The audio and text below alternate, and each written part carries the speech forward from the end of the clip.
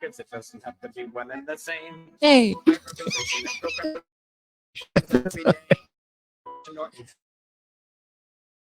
I know it's coming and it still gets me.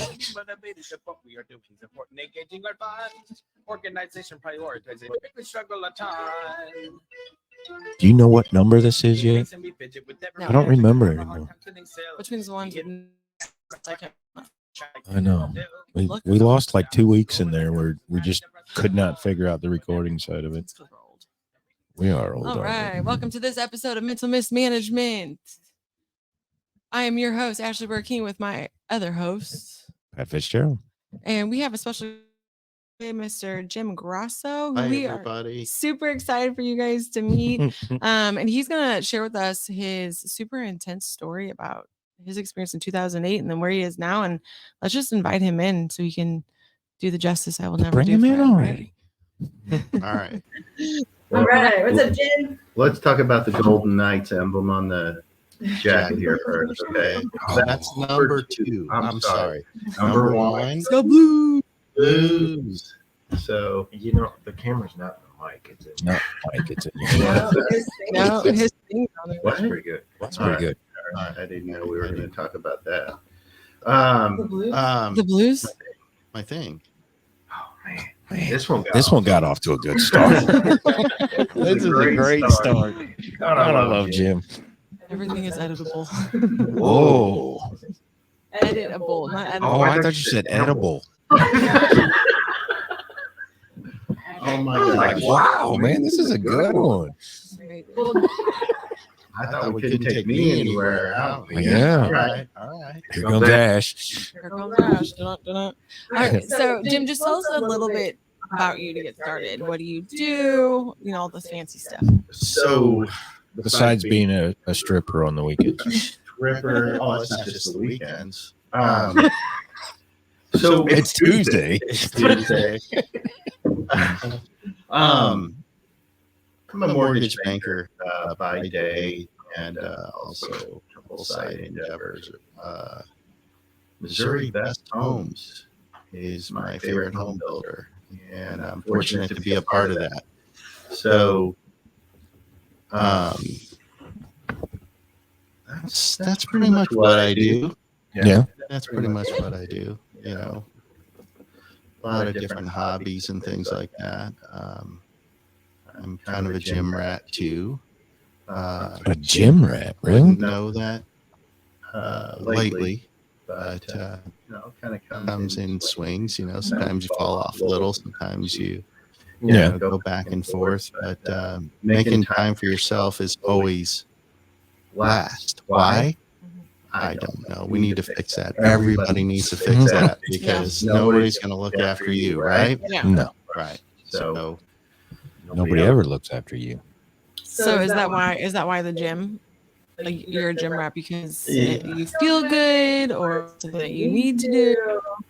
you know, you could speak from experience. But it's kind of like, how do you feel? How do you feel after you've done something? Whether it's a small win, medium win, or a tall order. Yeah. Right.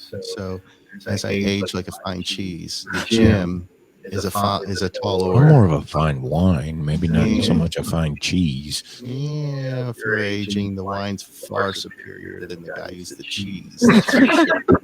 Good Lord. So Jim, I just got into sauna, the whole sauna. The whole the song. triathlon. What? The triathlon. That's where you go to the gym. That's where you go to the gym and you get in the jacuzzi for a few minutes and then you go to the steam room and then you shower. That, oh my God. Oh my God, the triathlon! I love it. No, I have a steam shower at my house now. A steam sauna at my house now. I don't know. You bought it and then decided to Did you just buy the pump and then adapt it to? No, I bought the shower? whole kit and everything, and it's out in the garage. So I got to go out in the garage, sit in the sauna for 30, 45 minutes, and then I got to go take a shower. I don't have the hot tub yet, so that if I get that, I can do that triathlon. That should be pretty good if I get that done. Like how people have polar plunge, but you Yeah. want to have a triathlon. Oh, yeah, we're gonna do triathlons. Yeah. So the good part about that is that's a really good time to do a cold plunge is when you come out of there, because the theory is you Hell no. exercise your pores, Mhm. you know, and so Or give yourself a heart attack. well, it's Minor. you'll have good skin. You know, Heart attack. You'll be glowing. I'll be glowing. Let's not get into the side effects. You know, let's look at the whole picture here. No, I cannot do it. And I know if you guys Google everybody today and you're watching the success stories, a lot of these guys, well, the first thing you have to do is you have to do the cold dip. And we all know people that do that, you Yeah. know. And, no, not I can't me, do it. Not me. You know, I'm borderline, don't even like fishing and that stuff. I'm jumping in. No. I'm not a swimmer to begin with. I don't even like warm water swimming. Right. So that whole cold polar plunge, ooh, No, I don't do cold. I don't like the cold But I weather. also can't do the sauna either. Like I feel like I can't breathe and I'm getting heat stroke in there. I hate the sauna. I I wish. don't know. I thought I would hate it too. Because I hate the hot, Yeah. super hot. Yeah. But they say both are super beneficial. So. That's I why. don't know. Yeah, not me. Not me. But you're going to the gym, so that's half the I'm battle. going to the gym. Yeah, I'm not it's going going to to the the triathlon or any of that stuff. I do some circuit training, some cardio, play with some of the powder puffs. That's the lighter weights. No. Oh. Okay. You know, Glad you clarified. I was like, wait, what's that? I wasn't sure what that was. Like They got a quorum? I'm not allowed near. That would be something special and greedy, wouldn't it? A little bit. Yeah. Yeah. So where are you working out? Are you going to like a gym, or do you have a home gym, an office gym? Club Fitness. Gotcha. Gotcha. It's they open near the house, and you get a couple buddies to do that. That's how they got you. They opened it up right next to the house. Yeah, it's close enough that you want to do that. And it's always an excuse to do bad things. To go to the gym. Oh, go get breakfast, you know, or whatever. It's like, wait a minute. Let's think about this for a minute. I never thought about going to the gym in the morning. Oh, I have. I would never go inside if I went in the evening. I would never. Because at the end of the day, my whole body's like, oh, we're closer to sleep. But if you get there, that's half the battle, because once you go in, there's nothing else to do. You got to get your work done, you know. Oh, yeah. So for me, Getting it goes hard. I've got a gym membership. I don't think I've been since October.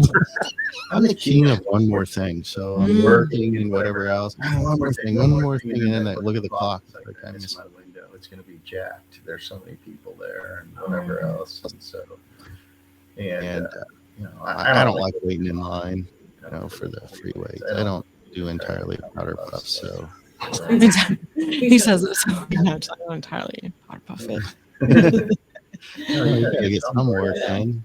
Yeah, but that's the situation. So what's going on? Why did you bring this thing in? Meaning me. This thing. So we talk a lot about well, obviously.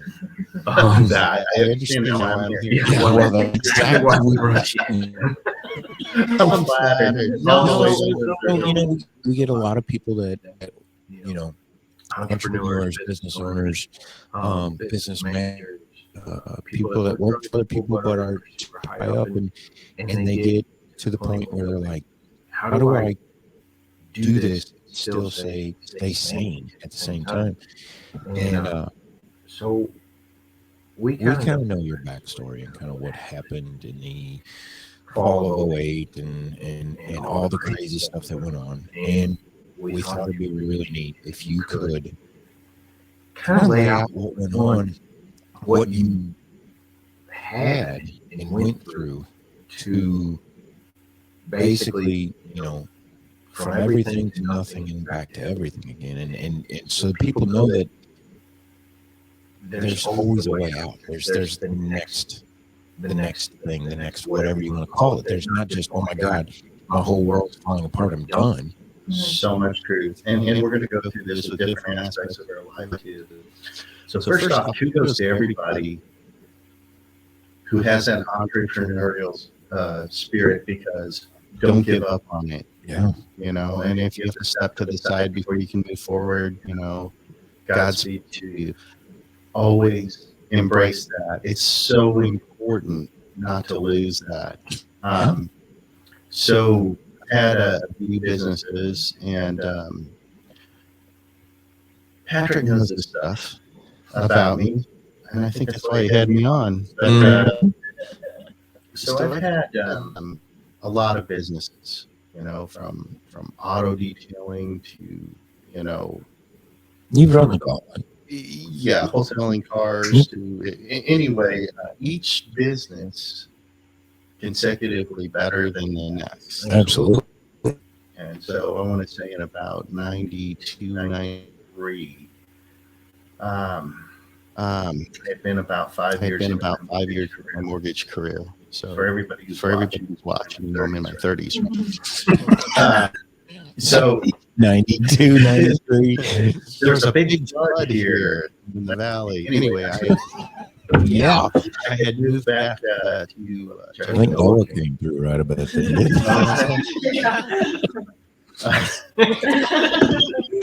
yeah, there's tours I can give you on that. So basically, started up a mortgage company in that entrepreneurial spirit. I was working for somebody else, and it was going very well. And there was a little bit of static in there. And I had a pretty good vision of what I thought would be an improved version of this. Okay. So like anybody else, you thought you could do it better than the guy that's doing it now. that's exactly what I thought. You know, and this Because is every entrepreneur out there thinks, well, I can do it better than he can. yeah, and you start to understand that you can't do maybe everything better, Right. but There's reasons they're successful is because they've kind of conquered that thing that last person thing that couldn't do. last person could do. They better. did it better. You can't always do everything better. they had a good thing going, Had a good and thing going, it's something and that it's felt something that you felt your improvements would be better. Well, Well, for me, it wasn't. I can do this better than you, but I can do this more this profitable more profit. type thing. Okay, Yeah. and so. Yeah. So we implemented and did a few things, and Did a we few things, got the and company we opened got the up. company opened up, and I remember telling one of my family members, my brother, is like, "Well, we're giving this a go. I'm I'm either either going to be broke, or very, very well to do here, and then not so near It's gonna go the way up future. or way Yeah, down. yeah. But if I can pay my bills, you know, that was the thing. So in order to do something like this, you know, you really have to look ahead, especially those you don't have family through your decisions and things like that. You know, you've got to just plan it it out out a little bit safe. Okay. You want to have it. Now, look, there's nothing without risk. We all know this. Nothing good. Higher risk, possible higher rewards, and all that. Is that false? No, No, it's not. But how safely can you do things? You know, so we got ourselves slimline, got everything paid off credit. credit card debt, and Damn, know, this credit card debt. the autos that we have, everything else. It's like we've got to give this a running start, you know. And so we did our thing, and it turned out to be a pretty good success story. And we outgrew our office about 3 different times. And you know, So hang on. So this is 92, 93-ish, right? 92, 93 is when I got here. I want to say we opened up probably about 95, but we did some footwork prior to that, Right. so that we could do our So we're talking interest rates that were crap then, right? I mean, they were what, 7s, 8s? I think that they were probably around 8 ish. Yeah. You know, and it wasn't really too badly because our values weren't where they are now.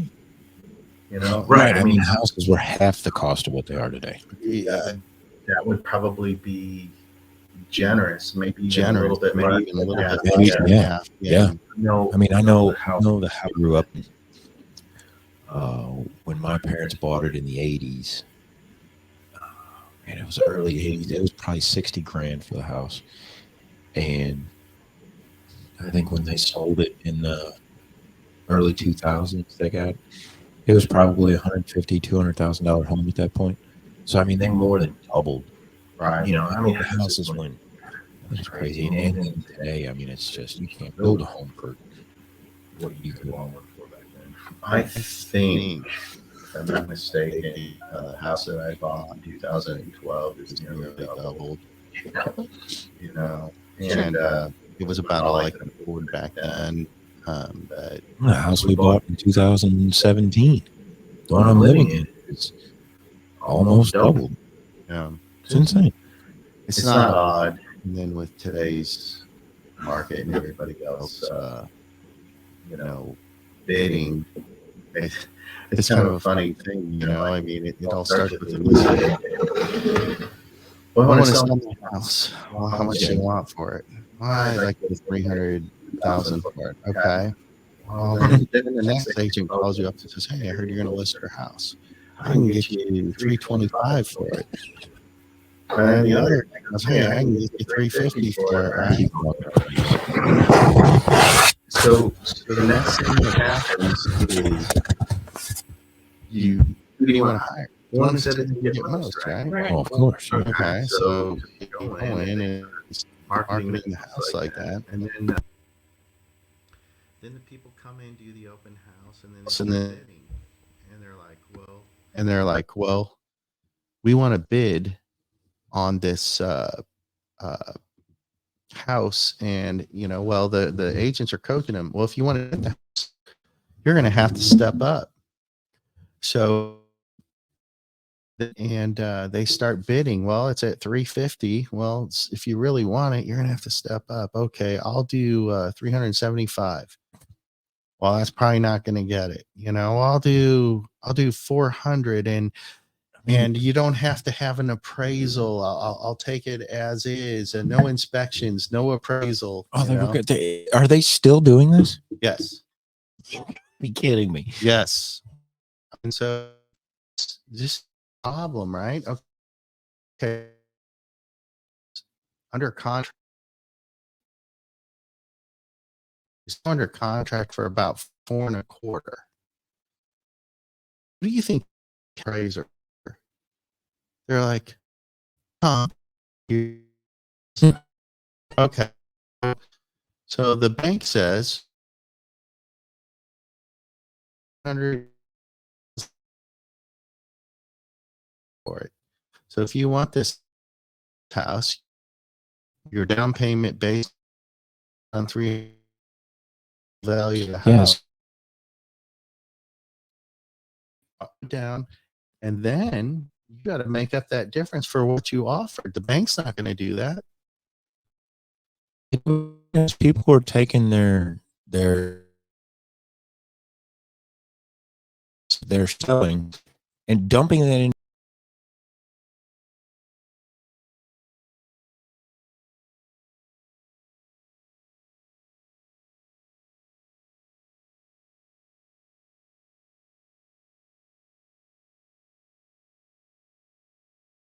Go through with it. We lost Ashley. There she is. You cough up all this money. Guess what? Now there's a comparable sale on a house that size. Now the whole market's moving. Get out of here. Now they all just went. So one guy sells out to some guy that wants to overpay for the house, and next thing you know, the entire neighborhood is worth that much now. Right. And then then makes his house worth that much, right? Yeah. And guess what? So now he's got all that equity in the house. Now we're all paying taxes on that amount. Right? Oh. That's what it's worth. Well, how do you dispute it? That's what it traded for. Yeah, I mean, that's like, how much are you going to pay me for it? It's not worth a nickel unless you give me a nickel. Yeah, you know? It's worth as much as you're going to pay me. Right. Unbelievable. That's a good analogy. So okay, so this is are we talking this is today? So this is today. This is still going So- on Yeah. right now. So And there's This a is- this is- shortage of houses on top of oh it. yeah, no, right? yeah, and that's why that's why we're all building homes now. I mean, it's crazy. What? Who's building homes? What? You're talking about Missouri Best? Yeah. Oh, yeah. Yeah. Look I at like Ashley it. over there. She's like, Always a "Gosh plug." darn it." At this Always point, I a just plug. every podcast episode there's a plug for him. Wow. So I just I got to plug something, right? I mean, if you're going to Google it, in Missouri, you got Best and you got Homes. Yeah. Plug it in there. See who comes up. Yeah, exactly. See? So this what we're seeing today is way different than what we were doing in '08, right? Yes. Okay. So explain that, because people are afraid that we're going to have another crash like '08. You know what? And they're right. And it could happen. But here's the bottom line. Everybody who weathered that prospered incredibly. And so there's this theory. Now, history keeps repeating itself. Anything you buy in a recessionary period is generally golden. Right. Okay. Right. I'm going to be the first one here to call myself out on this. I still am not quite as brave as I should be. Okay. But history repeating itself. But we've seen things happen in our lifetime we never thought we would see happen. And you guys are young and you've seen this. Rates in the 2s and 3s. They did studies overseas where what is the bottom rate before an economy will start to tremble? It's about 3%. We fell under that for a short period of time. We fell under that for a couple of years. So all these banks were out there, and I'm sorry, this is a long way of leading into what happened to me, but all these banks are out there, and they're taking in 6 to 8% on all these home loans across the country. How come my bank didn't call me and reduce my rate? Well, I'm not going to call Patrick or Ashley and say, hey, you guys are paying me 8% and you're really good pays. How about you come in and I'll take 2% less, which over the life of a loan is about, on your loans, probably about 400,000 between the two of you. How about it? Come on in, No, they're waiting for everybody else to pull them away from them and hold on to it. So now all the banks had these 6 and 8% loans, and now all have 2 to 4% loans. They're taking in less. Right? Mm-hmm. So essentially what's going on, and values keep, Well, values went down for a little while after '08, right? Well, here's the thing. Yes, but for a very short period of time. And this is a whole different topic, but Missouri and Illinois were the best markets for that. So like in California, I mean, they call it a declining market, and the values will fall drastically. It's a good time to buy. California has declining intelligence. I don't know if it's just the market. That's kind of a harsh thing, Patrick. But if we were to have an oceanfront because it fell in, I'm with you. I see. And he said, "I'm the harsh one."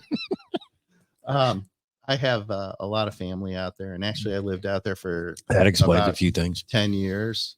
wow. And it's such a beautiful place. It's just it hurts me to see how they conform. Oh, I know. But anyway, a whole different topic.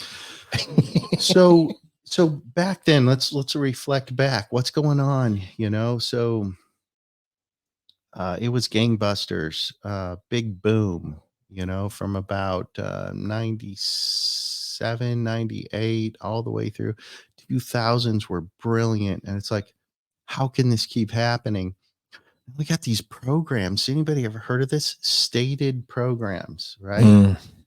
Hey, all you have to do is tell me your income. I'm not going to verify it, I got roped into that. Yeah. And then, it's like, what's your credit score? Yeah. Okay. Well, if you have a 720 credit score, you can state your income. Yeah. I'll put this application together and you can move into your house. Okay. Well, if you can move into a house, that's cheaper than renting. You got to come up with first month's deposit, second, right. Yeah, right. And then first and last. And anyway, long and short of it, why would I rent a house when I can, I remember that was a huge push. Right. And what else was new about it and different? Yeah. Zero down. Yeah. Zero Yeah. down. I didn't put a Right. dime down on my first home. Okay. Yep. So it gets a little bit hairy from there, but then you got people coming to you and it's like, hey, I want to cash out my house. It's like, well, it's paid for. You're 70 years old. Why do you want to do that? I'm going to go to the casino with it. I'm going to double it. Oh boy. Okay. Moral dilemma. This is really going on. Yeah. This is something people actually did that. Yeah. Okay. And so moral dilemma. Do I do this for this guy or do I let him go off somewhere else and get it? It's going to do it. He's going to get it regardless. Yeah. So do I make money on it or do I pass it? Moral dilemma. Mm. It's like, it's your money. If you want it, you can have it. I don't recommend it. I really don't. And I mean, and I really discussed this. I said, but if I don't do it, somebody else is going to do it, and he's like, well, that's exactly what's going to happen. Because if you don't do it, I'm going I'll find else. somebody that will. Yeah. Mm.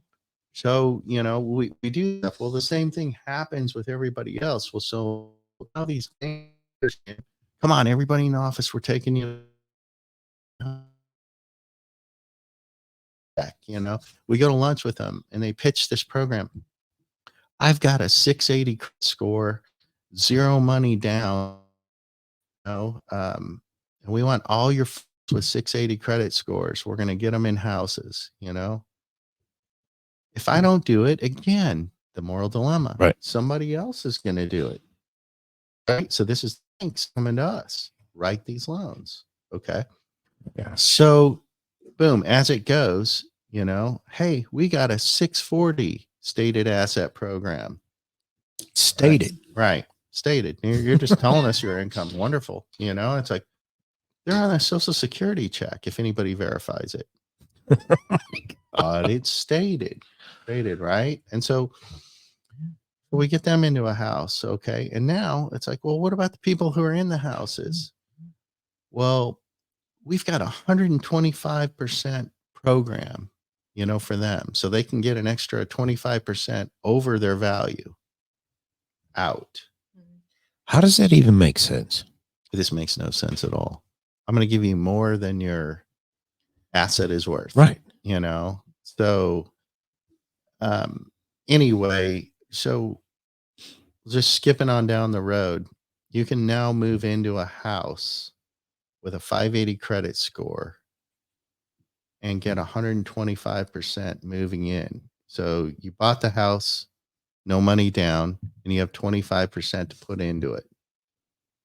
Now, even if the house is $100,000, you moved in without a cent out of your pocket and you got $25,000 to furnish it. Yeah, sign me up. Right. You're literally giving everything away at that point. Okay, so we're not making these products. We're just giving the banks what they ask for.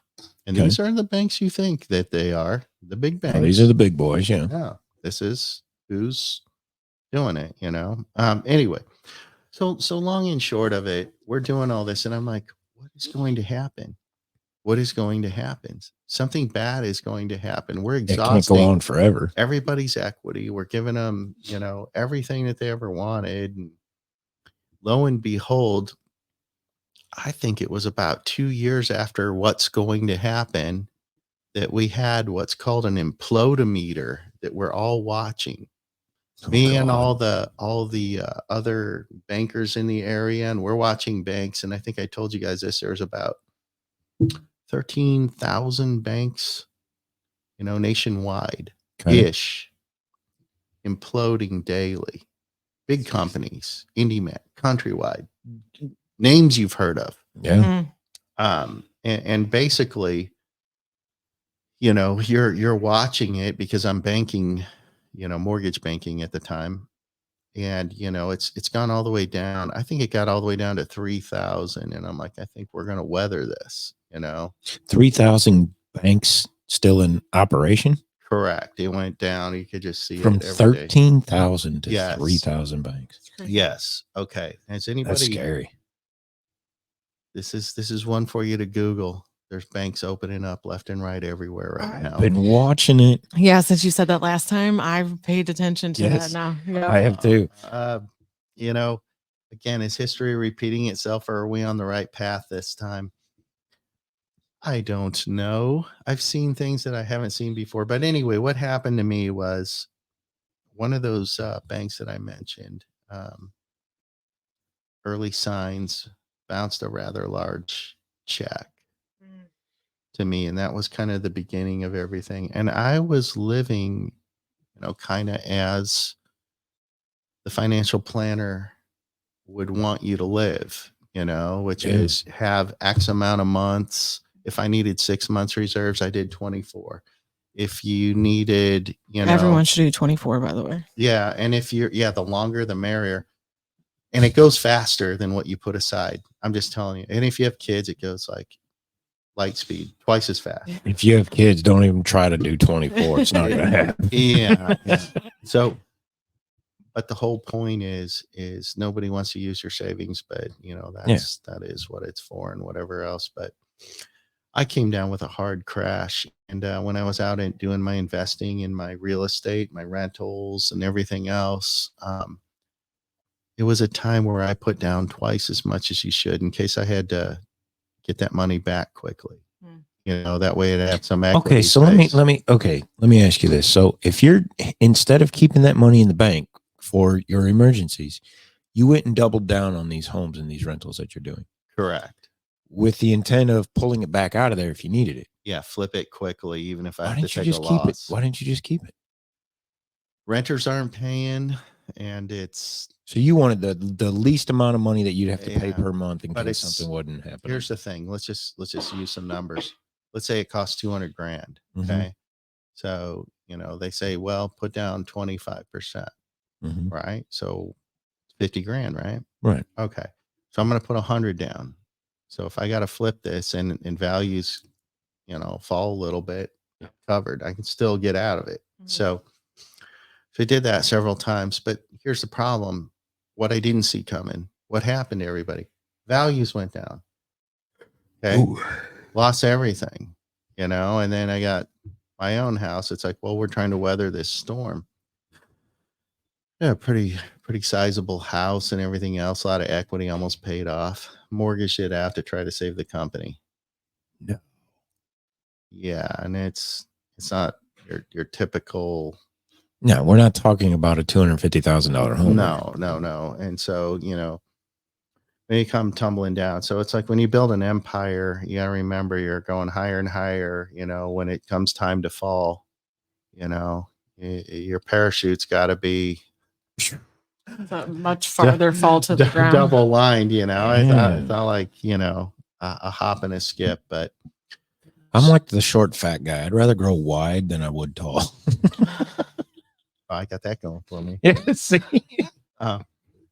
Actually, so the thing about it is I've never experienced anything like that. My life's been easy. Credit's always been perfect, always been prudent, pay my taxes.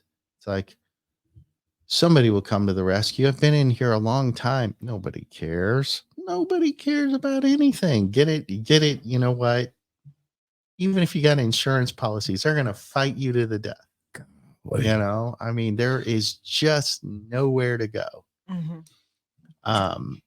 But this is the thing. So entrepreneurs, keep that dream.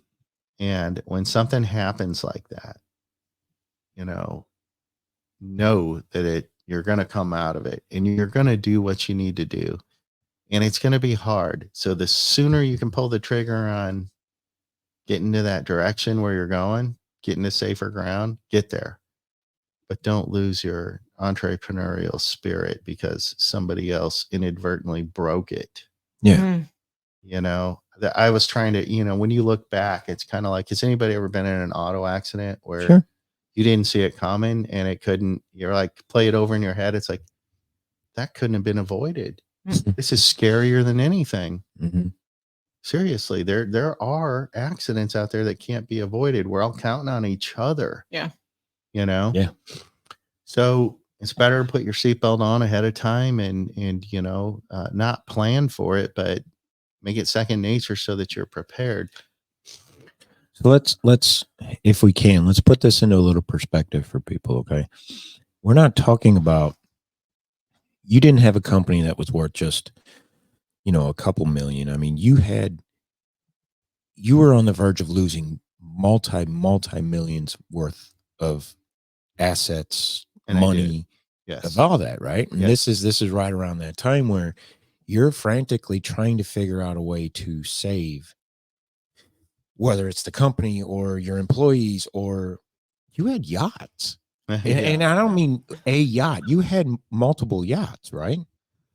Yeah, that's not a good move. But anyway, A boat's never good. Okay, so We bust out another 1,000. we are gonna get to that, Okay. And so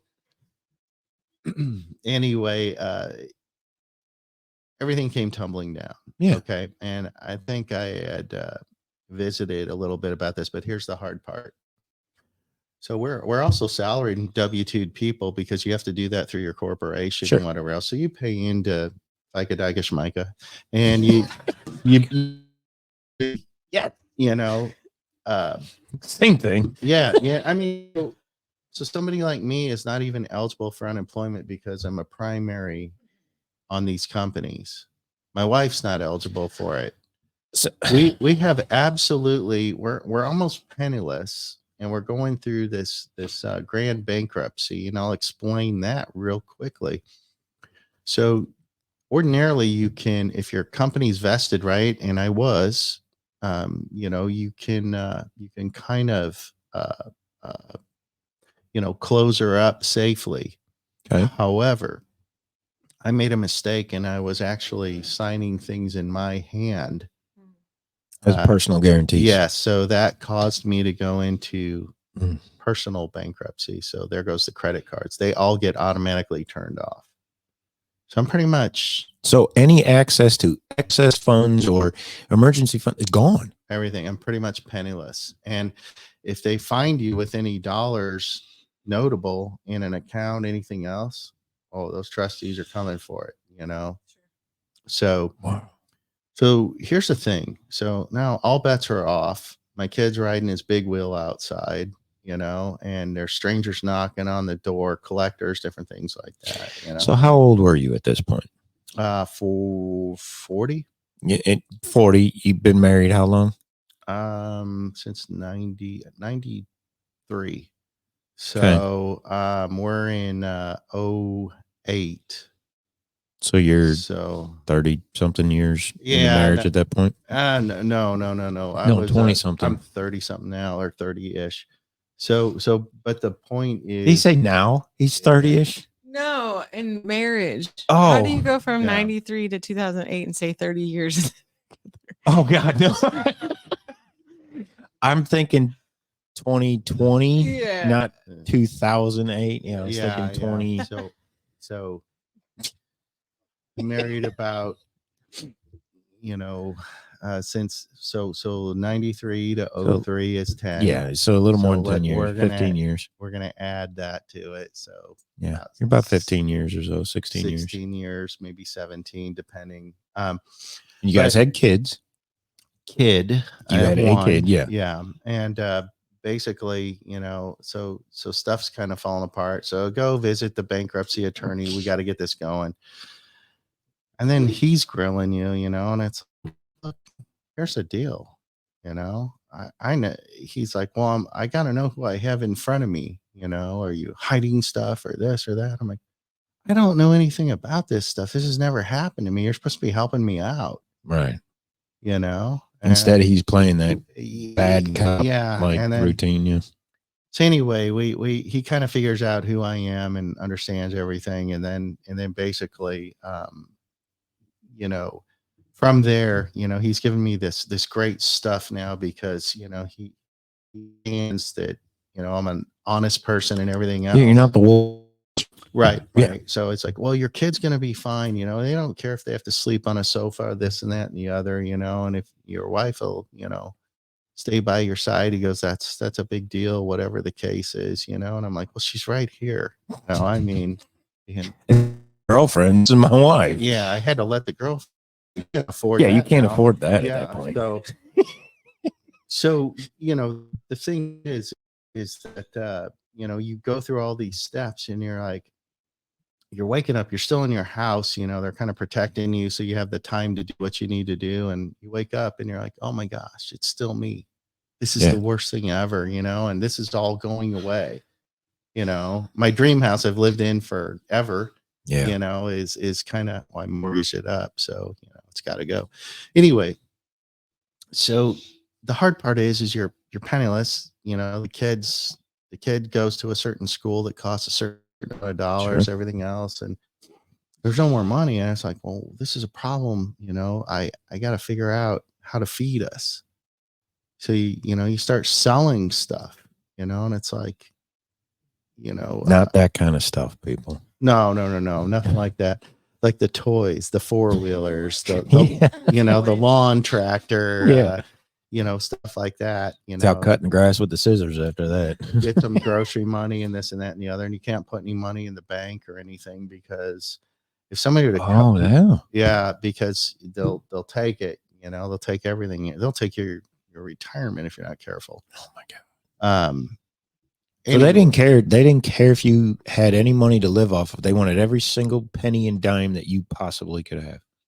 Only thing we got to keep really was kind of our cars, to be able to get back. You're allowed to have transportation or something like that. Yeah.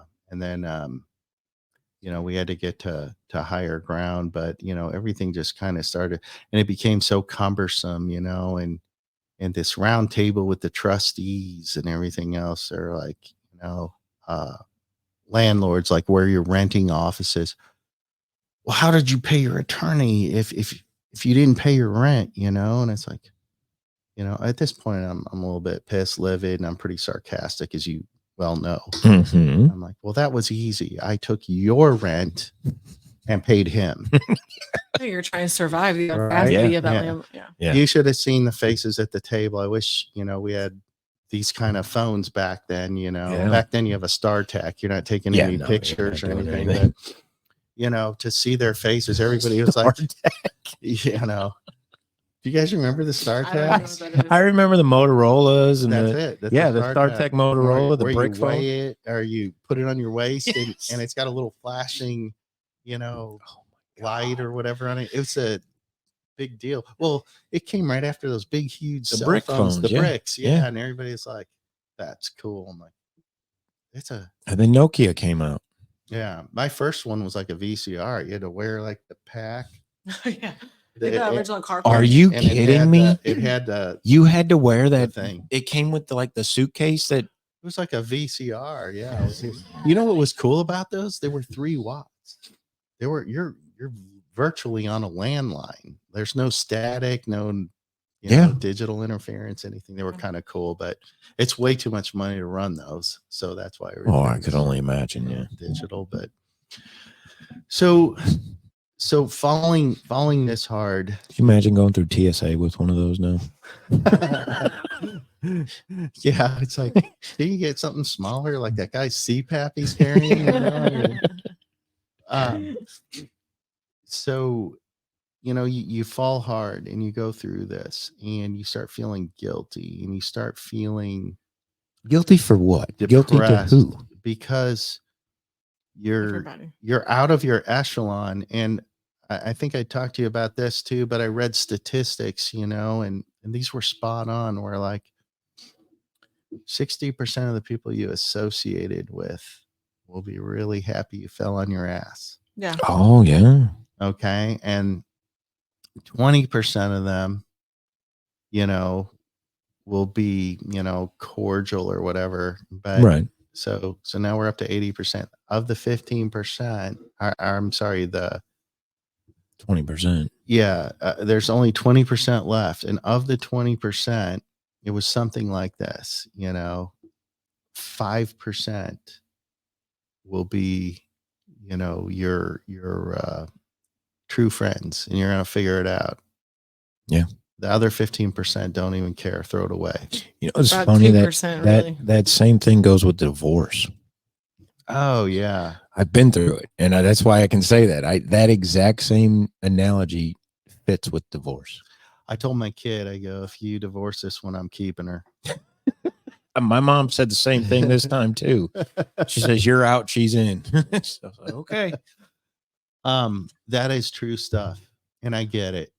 I totally get Yeah. it, you know, and you know, what's irreconcilable is irreconcilable. And it's the same thing with, you know, business and whatnot. So you got to look, you don't have to make perfect decisions, but you have to make your best decisions. And you have to remember that there's certain risks and there's certain rewards. And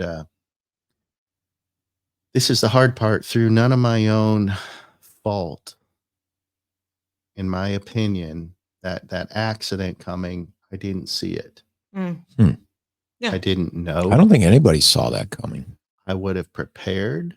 I would have saved money. I would have sold the assets sooner. I would have put money in the bank. I would have closed up shop earlier. You know, there's a lot of different things, you know, where we talk about hindsight and different things like that. But do you know how long it took you to realize we're not going to recover from this? Like, did you go for a while and be like, well, that was a big hit, but we can handle that. We'll get back on it. So this is really, really strange, but it was one day and my wife's my solid rock behind me. And behind every successful man, there's probably not just one person, but two, but usually, you know, for me, it was the missus. Mm-hmm.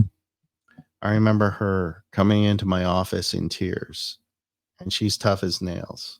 And I was like, this is it. This is as We're far done. as we go. Yeah.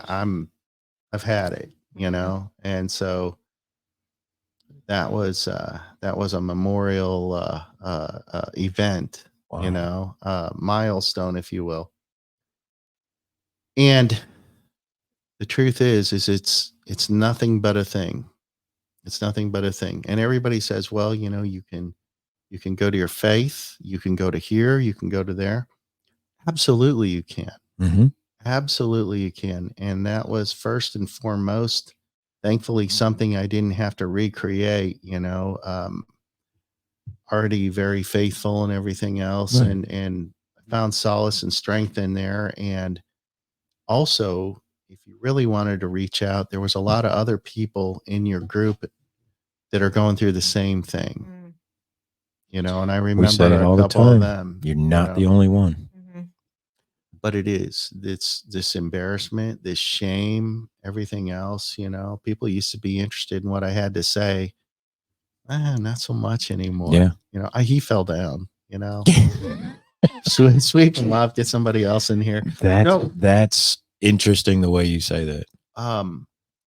You know, thankfully it reiterates who you are. And I'm sure you guys are like this, and I've only known you for a short time, but It's been the best time though. that waiter, that waitress, I love him. That waiter, that waitress, you know, whoever you're with, that's a real person.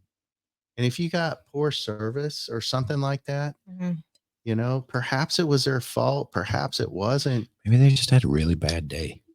Take care of them. Yeah. You know, these are all people. Everybody's people, and they're all, you know, some of us are approachable, others aren't. You know, but it reminds you that everybody's trying to figure out their next step. Yeah. And you know, how do you get there, and how do you celebrate with them? I'm one of those people, and people wouldn't believe this about me, but I'm having a bad day. I need to call up somebody. It's like, hey man, give me some good news. What's going good for you? Yeah. I'm going to feed off of that. You've That's called what me I and asked me got. that before. If- I've had those phone calls from Jim. Nice. Well, some of Tell me them- something good. Yeah. I thrive on that, you know, even if I'm not having such a bad day. Well, you can't be like that because it's not you. I was like, oh yeah, you can be like that. And you know what? Again, you know, pretty staunch in the religion category, but I'm a karma person too. There's good energy, you know, and so find it.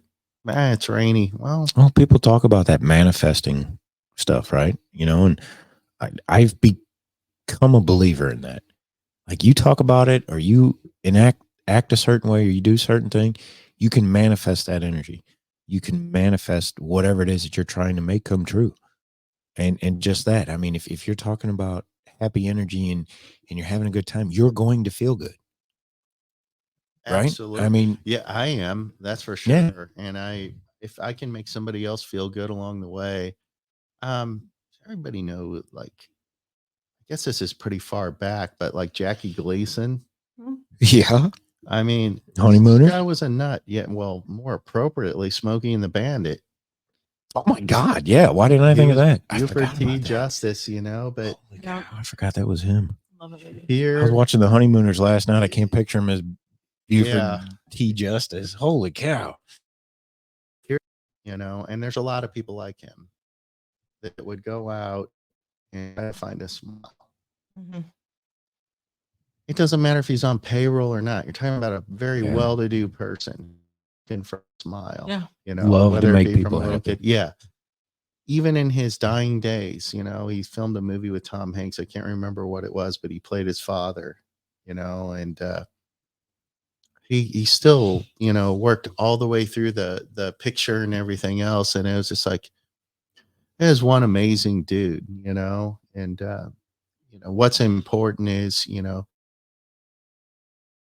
your dash in between, Mm-hmm. he did it right, because that dash is all we leave, right? And there's a poem about that. I don't know if anybody's familiar with it. I don't know that one. But your dash is everything out, you know? So whatever you had to step on or whoever bailed you out, I had some family bail me out and I didn't abuse it, Yeah. you know, or at least I don't feel like I did, but You they don't might think you feel- abused it. Yeah. So somebody said, would you rather be the person bitching and griping because people come to you for money, or would you rather be the one doing the asking? Think about that. Come to me because I can say no. I've always been the come to me. Think about that, you know. Wow. And who would you rather be? For me, yeah, let me get grumpy a little bit, but I'm gonna come through for you, Absolutely. you know. Yeah. And Wow. I don't think I would. That's me and his biggest difference, I think, is that he wants to make the money and I want to give it away for free. yeah, and you're both right. Yeah, I mean, You know, it's just it is what it Yeah. is. But if I had my druthers, that's who I would rather be. I don't want to ask anybody for anything. And it's funny, I'm in sales. That's what we do. You literally ask people for money. Yeah. You know, I mean, we while do I'm the same trying to- thing. but you know, that's what yeah, that's what sales is. And Yeah. it's hard to be. How do you sell somebody that you're honest? Well, I was going through this on the other side now. yeah, I am an honest person. This happened, you know, and I know I'm going down in flames, but I don't need them described. I need a little help. Couldn't get it. Nobody will help you. There's no unemployment or anything like that available, you know. Well, maybe I could have got it if I'd have gotten an attorney. I can't afford another attorney. I don't have enough to get a burger, you know. Then you go to get, you know, your groceries or whatever the case is, you know, and you know, figure out how to get that to stretch, and then you got to figure out how to get to safer ground, how to get the kid back to school. And I think aid through the school systems, because I had my kid in private school. Mhm. I think tuition back then, I don't know, it was 13 or 16 grand, something like that, whatever it is. I don't even know what it is today, but they gave me $200, approved me for $200. I said, you guys keep that, give that to, you know, Right. somebody else. I got to figure this out, you know. And then my wife went to work, and then I couldn't go to work because I think I had all these people's, this is back pre when computers were just coming in. We were just scanning files to Wow. electronically store them. So I had warehouses full of files with people's personal information, you know, their social security, loans, credit cards, everything's on there, you know. So I had to figure out how to get that destroyed, you know, with $0. And I Light the warehouse on fire. I did do it. I did to get the certificates of destruction. Yeah, but the problem is you know, you got California, Florida, Omaha, 3 offices here in St. Louis. You know, I mean, they're all over the place. You had all these offices. Oh yeah, and then I got this house with storage, filing storage in it. You know, it's like, Oh my God. so anyway, I called the Shred It truck one day, and I was like, well, that wrapped up the bankruptcy to the bankruptcy, because I want to say it was like $1,300 or $1,400 to get a certificate of destruction. Hmm. And then they go out, and it's like, it was only like 8% of the boxes that I needed destroyed. So I did eventually get a school affiliation where I was donating the recycled paper, Mhm. but the school had to destroy it, and they figured out how to make a profit. So they set up bins Wow. for me to drop it off. And he goes, this is really cool. It paid for some of the school projects. Nice. So I came out lucky on there, but it was really hard to find someone to talk to me, Sure. you know, because it's just, you don't understand, I have to have a certificate of destruction, you know. So anyway, it took me about 1.5 years to close everything down, you know, and then I went. So this is 1.5 years. You have no money, no income during this 1.5 years. Well, no, my wife is working. Okay, so your wife has a job now. Yeah, but one job to run a household, Yeah, is not happening. No, it just doesn't cut it anymore, you know. And so I'm like, I'm coming, I swear. And I you mean, know? even at this point, you guys have gotten down to just bare essentials, right? Yes. I mean, you're not hanging out on the yacht. You've got bare essentials, just trying to make ends meet. Yeah, in any way possible. A lot of that stuff got auctioned off. Okay. You know, and were you still in the house? I was in the house. Well, I didn't want to be there anymore because I didn't want, you know, strangers knocking on the door or people coming through, and certain realtors have to be in, certain assessors and all that. So we moved out, you know, well before whatever months ahead, you know. It's just like, let's just get out of here. We don't need this. And, you know, a few painful things along the way, you know, your kids asking you, it's like, well, we just read a story at school. Do I have to give away all my toys? And I was like, no. He goes, because I will. I don't, it's fine with me. And I'm like, now I'm in tears, you know. You know, like, you're proud and in tears all at the same time. Yeah. And then, you know, later on in life, he's like, I'm going to go back and buy that house back because I built it, you know. And I was like, you don't want that house, you know. It's like, yeah, it's a maintenance nightmare. You know, there's so much to take care. It's just too big. Yeah. You know, but did he buy it? No. Okay. Thankfully. He may though. Yeah. No. He's a Missouri Best Homes. He wants one of ours. Yep. Yeah. Oh, nice. Yeah. Very cool. I'm so proud of him. Yeah. No, can't help yourselves. No. Sorry, I edit it. No, that's funny. That's going to be extreme every time it says. I don't ever talk about extreme on here. You and I are not even going to be on this program. I know. Yeah, I'm gonna just crop these 2 boxes. But we somehow struggled and made it through. And I want to say about this is so funny, you guys. About we went to a rental house, and it was in a nice subdivision, an older house, getting stinky a little bit, like a sock, you know. But you know, it's just like those are the best. That corn chip smell. Yes, this is what we got. Corn chips and mothballs. Like, so I was the only one that felt at home. But you know, we wound up waiting until I can't remember if we had to have 2 or 3 years, whatever, so we could get a new FHA loan and whatever else. And then we bought the house that we're actually in now.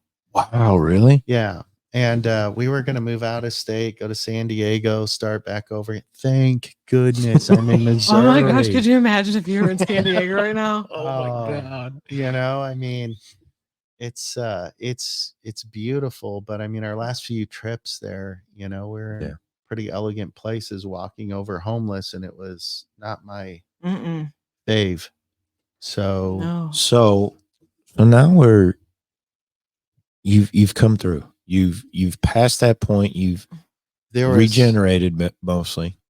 there was a lot of static getting there, you know, and I remember, you know, I was never going to run up credit cards again. We ran up credit cards again. Right. We bought our house, and I remember telling my wife, you know, because, you know, she's so used to paying the bills and struggling. Well, now I'm working too. I was like, a lot of good things are happening. She's like what? You know, seriously, and not Way to be like that, optimistic. but she's like what? You know, I said, we're moving in the right direction. She goes, this has been forever. I mean, this has been forever. Yeah. And she said that, I said, we need to have a meeting. So we had a meeting, and I took her out, and we had a burger, and I broke out this sheet, and I go, well, here's what's going on. And I showed her the credit cards, you know, and it still looked like a pile. I go, but here's what's going on. I go, I'm paying these off one at a time. I go, these two are already gone. I said, by this time next year, she's like, oh, no, I don't want to hear that.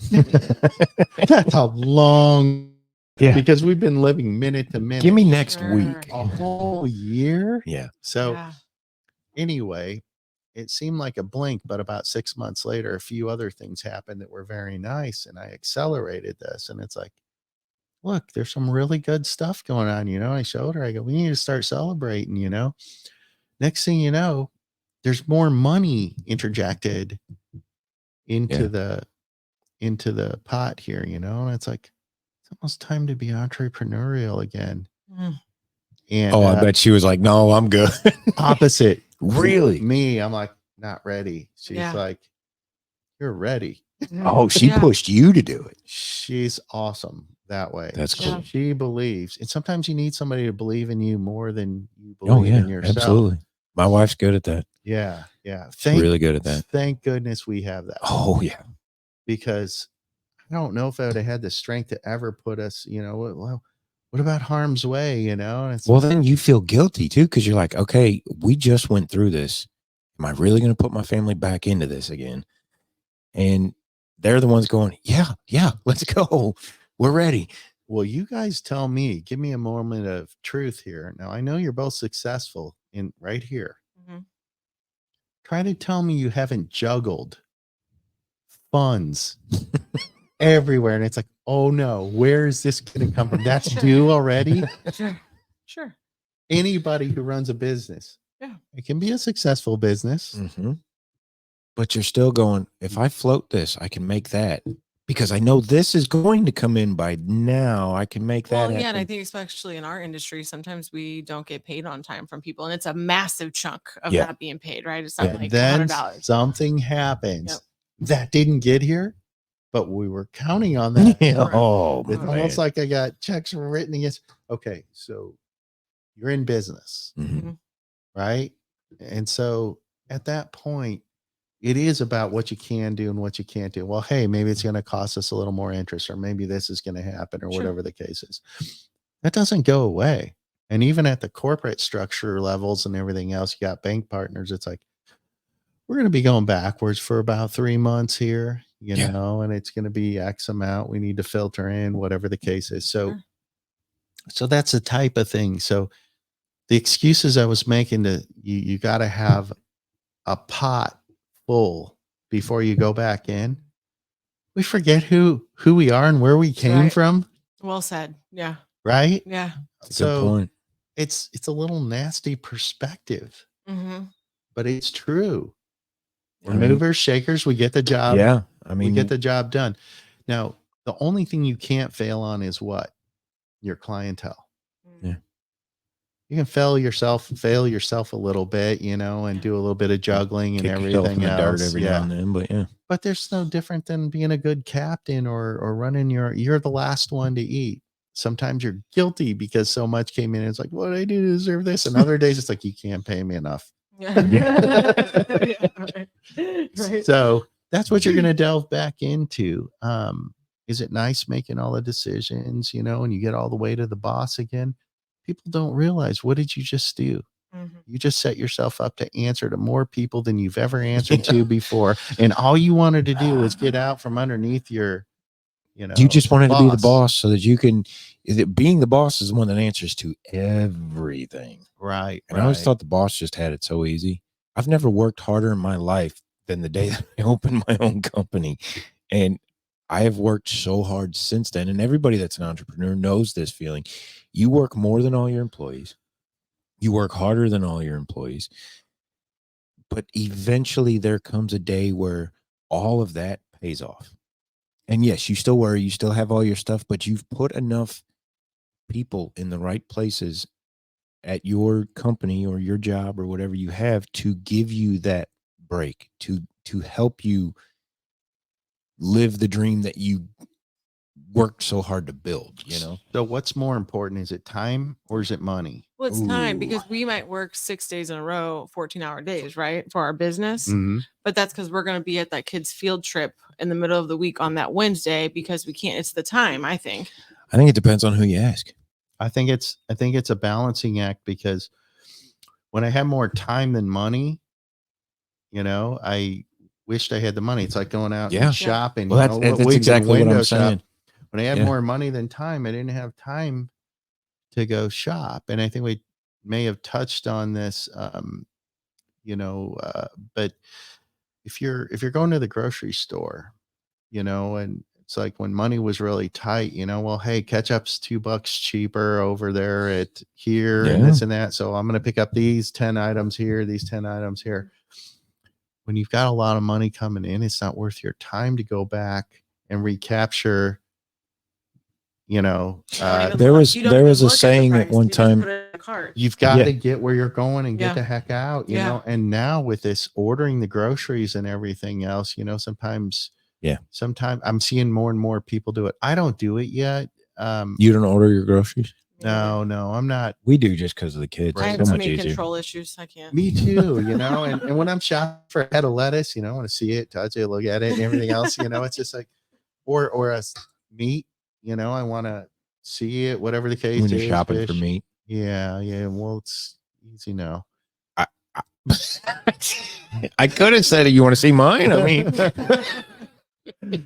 I was just worried because it was that look. well, there was a saying that you know, if Bill Gates at his biggest time, when he was the richest man in the world at the time or whatever he was, if he saw $10,000 laying on the ground, it wasn't worth his time to pick it up, because I hate that guy just for that. Right? It's like he made more money. He had more money than he had time. And he made more money in the time it would take him to bend over and pick up $10,000. He made more money in that time than the $10,000. So that's the hard part about you and I doing business and everything else. Sometimes we are tripping over fives to pick up ones. Yes. Oh, yeah.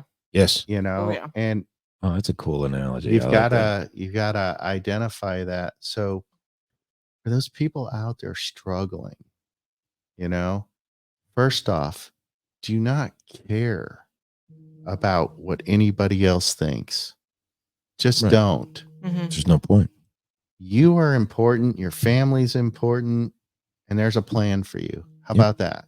Yep. I love You it. know, and just be as brave as you can be. And again, don't care about what anybody else, you know. I cared and I wish I hadn't. And I got to be honest with you today, I don't care. You know, I want to help those who want to help themselves. Anybody who doesn't want to help themselves, I'm not your guy. And I'm bold enough to tell you, you have got to want to help yourself, you know, if you want my help. Well, nobody's coming to save you. You said that earlier. It was probably the hardest time in your life, and people just disappeared on you. Right. And we live in a society where our government is telling you they're going to save you, and you better be prudent. See, our society is the first to put a hand out, last to give a hand up. That's the worst part. Well, yeah. They're like what we talked about on that one episode, where like they're stepping on our necks. They don't really want us to do and be better. Yeah. You can only be suppressed as long as you're willing to stay down. True. It's really it, you know, and it doesn't matter. And I'm not saying I'm beyond going to work at a fast food place if my family needs to eat or something like that. All I'm saying was, you know, because all that went through my mind, you know, something is better than nothing. Oh yeah. Yeah. you know, and we've got to figure this out. And it took several attempts, and nobody will realize how far down the tubes we had gone, you know, and you know, and you think about it, well, how do I move my furniture? How do I do this? You know, it takes gas money, it takes, Yeah. you know, Yeah. trailers, equipment, you know, whatever else, you know, how do I rent a truck, or who do I borrow one from? All those types of things, you know, I mean, where it seems like rock bottom, you Mhm. know, and Yeah. I'm telling you, you know, that I've experienced some things that you know, I hope a lot of people don't have to go through, or maybe their family might not watch them go through it. And I'm not saying that I didn't have opportunities if I needed help, Sure. but I don't want to do the asking, you know. Still very proud, you know. So Sure. So you get the courage. Your wife co-signs the behavior. Let's do this again, right? okay. Did you find that there was a moment in the beginning of rebuilding that was like skippity doo dah, like it was easy because you're like, oh, I've done this part before, this business 101. Oh my gosh, you know, it's almost a breath of fresh air. And you know, you want to conquer the world overnight, and that's the part we all mess up. Yeah. It's not an overnight thing. It takes 2 nights. So love it. Yes, love it. No, it's just you really you have That's to. one way to do it. Yeah. But once the wheels are rolling and you start navigating, you're like, hey, you know, the magnetism is pulling me left here. Let's do it, you know. And Mhm. you'd be surprised, you know, at how things guide you on your path, you know. But you've learned to look for that too.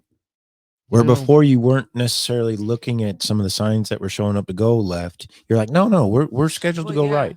So are you more cautious since this happened to you, or are you more cocky in the sense of like, I made it through that shit, I can make it through anything? you guys are so intelligent with your questions here. That the answer is, and this is the That's a truth. first. I can't tell if he's being sarcastic yet. I couldn't tell Yeah, either. I do have that going for me. People are like, is he kidding? You start to mistrust your own judgment. Mm. So that's why this is such a good question. And it's brilliant on both of your behalfs, because people don't think about that. You know, it's like, well, I can't make a good decision. Look what I just did, Mm. you know?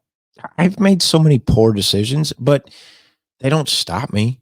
They're If just you- a learning curve for me, you know. you know, nail on the head. Yeah. If you learn from it, you know, some people will say that's not really a mistake. Don't get me wrong. There's a few of them I've probably done 2 or 3 times before I learned from it. I can picture it, Patrick touching that burner. Ouch, damn it. Why did I do?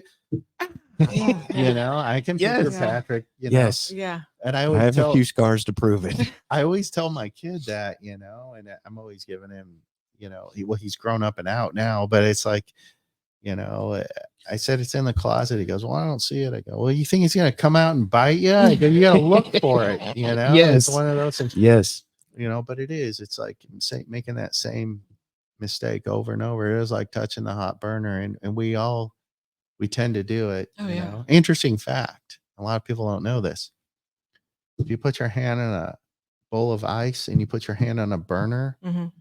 your first milliseconds are the same sensation. You don't realize you're burning Wow. right Oh, away. yeah. Yeah. You know? Or you don't realize you're freezing right away. Yeah. Yes. Yeah. You know, and it's That's like, true. it's so weird. You can play that back in your head, but That's you know wild. that it's true. And I was like, part of. So let me ask you this. So on that same subject, when you come to that fork in the road, and last time you went right, and this time it's telling you maybe you should go left, follow left. Do you ever find yourself thinking, I know I went right last time and it didn't work, but I think I can go right and do it better this time? That's the part about not being a dinosaur. And that's why some people are going to be more successful than others, because they're willing to do that. Mm. Willing to And what? Go left? to go ahead and try right again. Okay. Yeah. You know, because have you ever done something with your business and you know, maybe you're gonna send out some mailers, Sure. you know, and somebody said, that did not work for me, I'm not gonna do it. Mm-hmm. Well, times change. Mm-hmm. It's hard for me too, but you got to be bold enough to say maybe it's time to give that a whirl. Yeah. You know, what is snail mail? You know, it's like, you know, we're inundated. How many of us, you know, struggle to get through our emails? And I'm not gonna, you know, start griping about it. It's like delete, delete, delete. I'll you be know, honest. and I actually like when I get something like that in the mail. I'll sit down and read it. I'll actually sit down and read like the snail mail yeah, versus my emails. I'm like, this is stupid. I'm not even. I just that's click. funny click, because click. your wife's like, Yeah. mine too. Yeah. But I crack it open. I do. I crack it open. I'm like, what is this? This is kind of cool. Yeah. Yeah. So, You know, you get that deal Your from value the. pack. Yeah, there you go. I gotta look through there to see what the competition's doing, you know, Yeah. and everything else. But that's the other way you know you're doing well, when people start mocking your marketing. Oh Yeah. yeah. You know, pat Yeah. yourself on the back and have your next piece ready to go, because they're followers. You're the leader. Yeah. Yeah. So after all that, all these years, you finally made it back. You're successful again. Everything's going well. I mean, you're back into the same thing, or you're back into finance. I mean, how did everything turn out for everybody? Redefining success was a big task for me. So it's, and I think I've mentioned this before in the other situation, where my riches are my people. Mm. You no longer need the yacht. My wealth, oh hell yeah, you need it. That's not what I meant. No, but you're absolutely right. My wealth is my money. Yeah. My riches are my people. You've redefined that in your own mind. You've redefined that, where before Yeah. youth, and this is just me kind of explaining it for everybody listening, you know, and I use the yacht as an example because He doesn't have one. I don't have one. No, but yachts are always looked at as that super successful, that ultra wealthy type thing. So when we talk about this, it's you've been in that situation. You've been the ultra wealthy. You've been the super successful, and we're able to not only navigate that, but then all of that collapsed. So you say that, and this is interesting. Either of you been on a private jet? Yeah. Okay. It's Oh, wonderful. la-di-da. It's not my favorite. I think it's too loud, but that's my opinion. Oh, well, it depends which one Yeah. you go in, but I've only been on one, Jim. Okay. it's a wonderful thing, you know. And this is, She was on a puddle hopper. It's totally different. I'm all for it anyway. Yeah, I'm Personally, in. but I've been on helicopters. That's about it. oh, that's neat too. Yeah.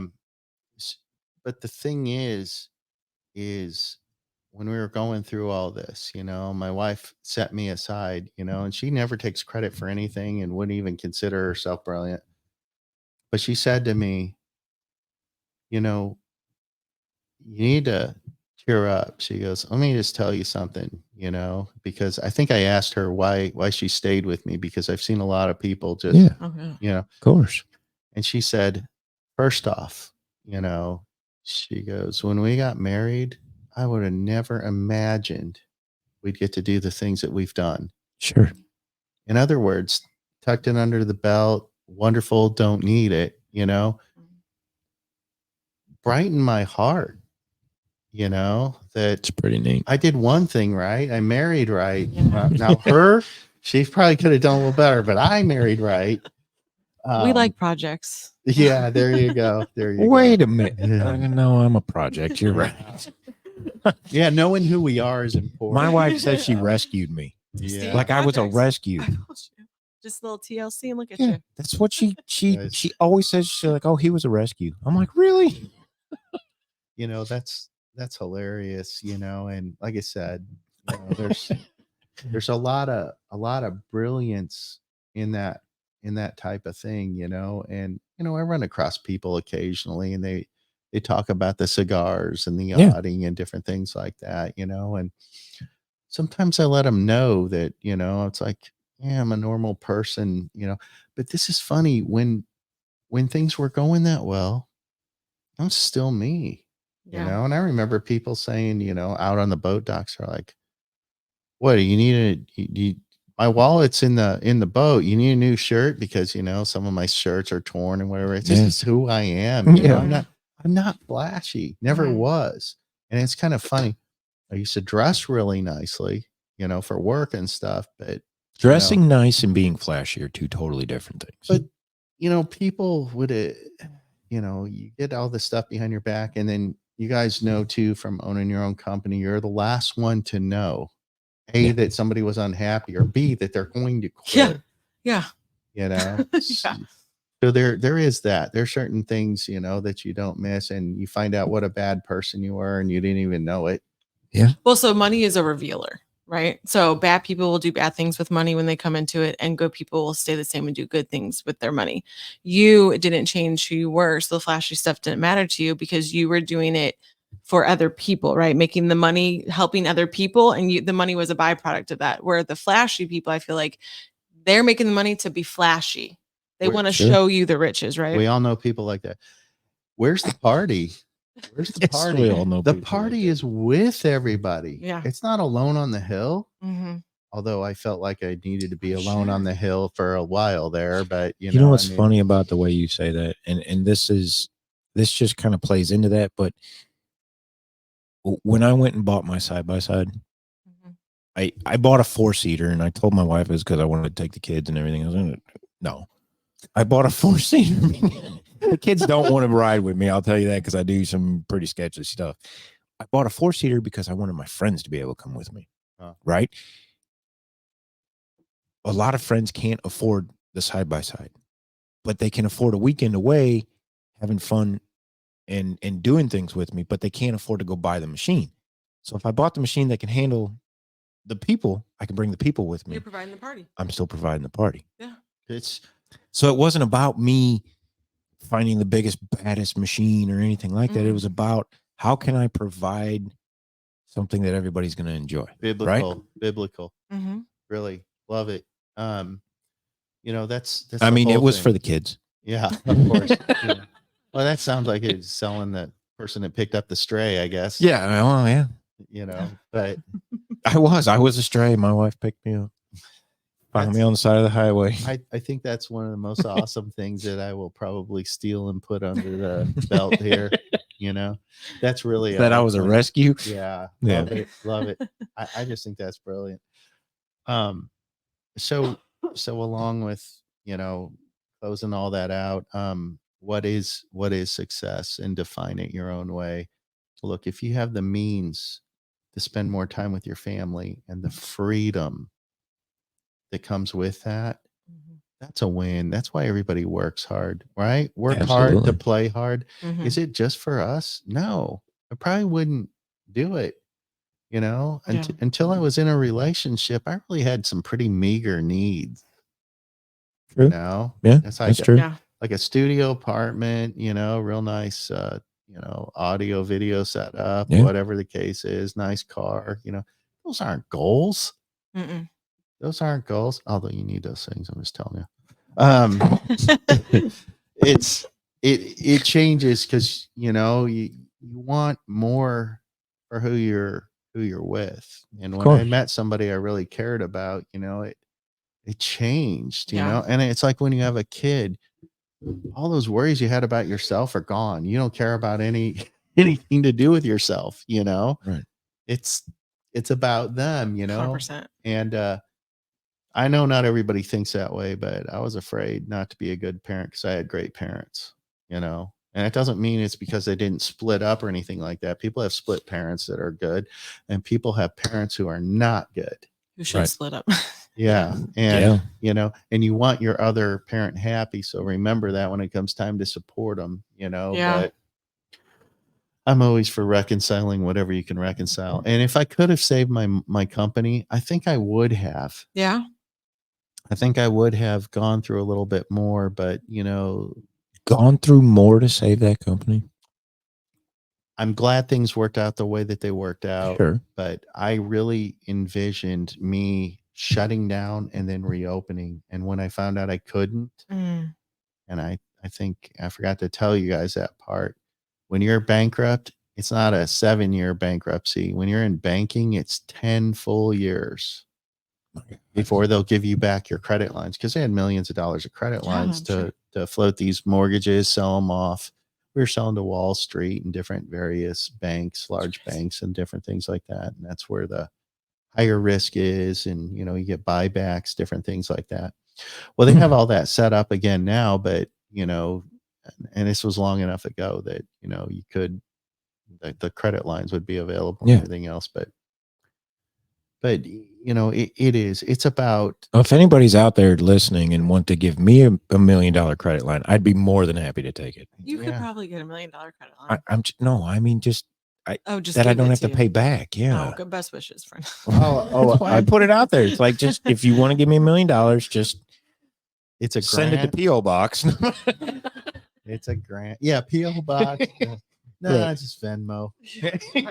There you go. Venmo me. I need to get Venmo. All right. What questions do you guys have about being rock bottom or anything like that? You know, I would love to see some questions. If anybody out there has questions about this, you know, say something. Drop Chat it it in up. the comments. Drop it in the comments. You know, Jim, myself, or Ashley will more than happy to talk to you guys about it.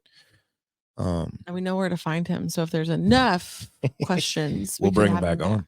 Yeah. I will give you good, honest opinions, and I gotta tell you, I'd be a good support because the stuff is real and it does happen, and there is a way out. You know, And you're living proof that there's a way out. Oh yeah. That is the number one thing we talk about all the time is you're not alone. Yeah. There's somebody that you can call, and there's always a way out.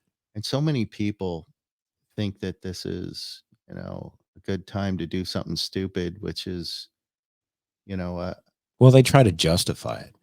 It's you're doing a permanent fix for a temporary situation. You know, you just don't even go there and think that way. You don't belong to yourself. You belong to your family. And you need to consider those things when you're thinking about doing stupid things. You know, I'm going to go ahead and go a step further and say that's cowardly. You know, you know, well said. You got to do what you got to do. And that ain't one of them.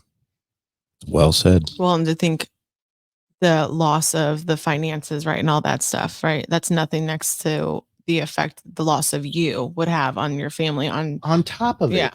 Yeah. You know, money, cars, boats, houses, that's all just things. Yeah. Okay. That's all things that can be regotten, for lack of better words. You can get it back. Yes. You can't get yourself back. Your family can't have you back if you take it, if that goes away. You might not even need it back. You might find, but you know, there's nothing wrong with whatever your goals are, how they change, or, you know, it's when you stop turning those wheels, you got to keep your wheels turning, you know, and there's days that's impossible, but how many times do you wake up or you get some grotesquely poor news and you got to deal with it? I thought you said wake up next to somebody grotesquely. And I'm like, no. I thought he was going somewhere like a Coyote Ugly moment there for a second. I was like, what are you doing? This is not my beautiful wife. No, my goodness, no. That's one thing I got right. So, well, Jim, as we get ready to close out, I just want to first say thank you for doing this, because in the environment that we live in right now with the economy, I feel like there's so many people fearful and on edge about everything, or some people maybe even overly confident because they just, they're the smartest person in the room. In closing, she looked right at me when she said that. Why was that? It's the smartest person in the room. In closing, what is your advice or maybe signs of not to be fearful, or when to maybe have a little bit more caution than to not? So first off, thanks for having me. And this is a hard thing to talk about. Yeah. But the advice that I would have for somebody going through this is to kind of just list out what you have to do. Even if it's, 50 items, 100 items, deduce it, get it to the top 5. What do I have to do to get there? What's got to happen here? And how do I do this? And how much, garbage is do I have to drag everybody else through to get here? Because the sooner you do it, the sooner you're out. And I feel like I got that part right. I feel like I got that part right. And if It's pretty cool. You know, if you've got some family that can help you out too temporarily, it's just you got to be careful not to ask for too much, and you got to be careful not to lean on them. You got to figure out how to walk again. And you got to think they're probably going through something as well, because if, like in 08, when you went through that, everybody had something that they were going through at that point. I mean, we all lost. No, obviously not quite nearly what you did, but It's we all the lost. same. But we all lost something comparable in our minds, right? It's the same. Yeah. It's the same loss, because it's, you know, and that's why it's happening to you. So you know the difference between a recession and a depression. It's a recession when times are hard. It's a depression when it happens to you. Ooh, You know, and I like that. well, and this is the truth. In the depression, it affected everybody a little bit differently, but there were some people that were fortunate enough to be unscathed, or perhaps they didn't have money in the stock market. Yeah. They were hoarding it, or it was somewhere else or whatever. And that happened 08 and 09 too. Some of the people who backed out of the stock market got to retain some of their money. They're like, yeah, mine wasn't making money, but it's mine. Yeah. You know, and I mean, and you know, God bless them, but it just is what it is. So, you know, you've gotta figure it out, and don't be afraid to make a mistake when you're doing it, but you know, keep rolling and know who your supports are and talk to them. It's hard not to drag somebody down. It's like, you gotta be careful, man. I could be bummer man, you know, if I'm not careful, sure. you know, and so it's hard. It's hard to be upbeat, but you got to do that for your family. You know, it's like, it's a temporary deal. So, Yeah, temporary. You did it once before.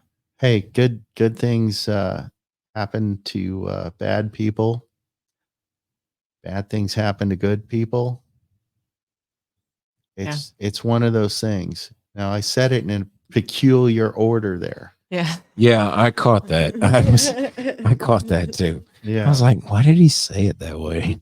So, well, and that's our insurance people are always saying stuff like that, you know, and that's the funny part. You get insurance. Are they going to make you whole again? That's why you got insurance. Yeah. No, they're going to fight you all the way, you know. Oh, yeah. Even if you got a great agent, your agent's going to be in your corner, but still it's going to be a battle, you know. Absolutely. So anyhow, crazy. That's what I got. Thank you for having that was me. amazing. Coming on. That was absolutely amazing.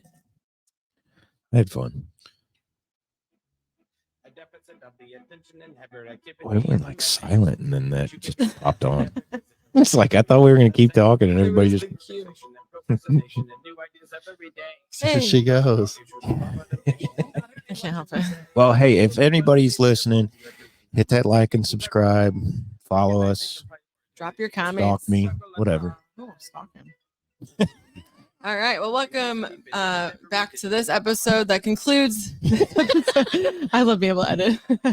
That concludes this episode of Mental Mismanagement, where perfection is for losers, and we're just winging it The whole way. See you guys. What did you change?